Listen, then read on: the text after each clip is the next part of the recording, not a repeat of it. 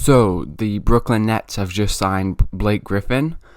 This has been brewing for a few days, but now it's official. Shams has reported. So I think it's a pretty interesting signing, and how much of an impact he will make is to be determined. But it depends on quite a few factors.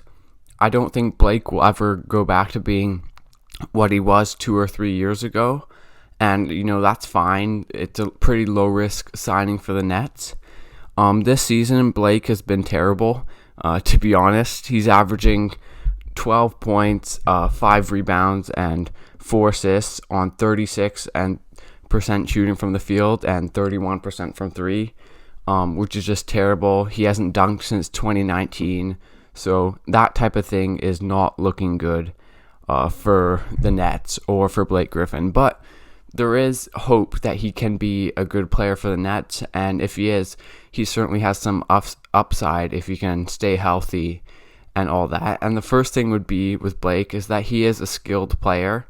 Early on in his career, it was a lot of athletic stuff that made him such a good player, but he's a skilled passer. He could be a good three-point shooter, and he could handle the ball a bit, and then on defense, they would just hope he could survive. So if we talk about the shooting first, because I think that's pretty important, as I think a lot of Blake Griffin's value for the Nets is going to be offensive. This year he's shooting 31% from three, but 2 years ago he shot 36% on 7 attempts a game. So there is hope that if he's getting wide open looks, he can knock him down, and if he can, that's obviously just going to add more to the Nets offense with the spacing that he can provide. If we talk about what position he's going to play, I think it will probably be some backup center, because I don't think he's going to be a starter for them because of the defense. I don't know if he can survive defensively against starting power forwards or starting centers. But if he's playing backup center, okay, maybe he gets picked on a bit in pick and roll and that sort of thing. But he's tall enough and heavy enough to survive in the post against most backup centers. And then if he can move a little bit, then he should be fine defensively. He's not going to be a good defender, but hopefully he's not like the worst defender in the league. So if he can survive defensively, offensively, there's the shooting, which is a question. And then there's the passing and the little bit of ball handling that he can provide. If we think of the passing, things like just making the right pass when it's a kick out and the defense is closing out, Blake can definitely do that sort of thing.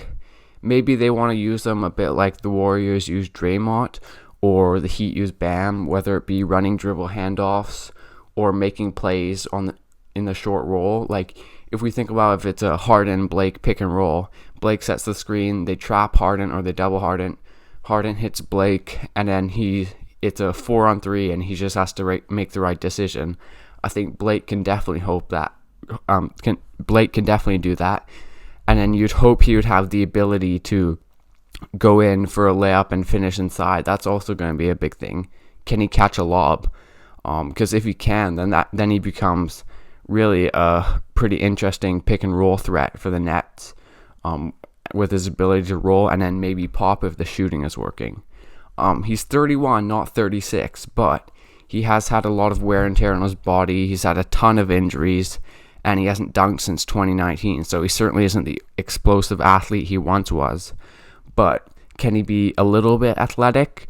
We'll just have to see if he's suddenly revitalized as soon as he gets to Brooklyn, like Harden was, or if it just isn't that and he's not that good. And either way, it's a really low risk signing for the Nets. It's not really costing them anything, so it's hard to see it could go so badly. And if he's just not good, then they can just bench him and cut him.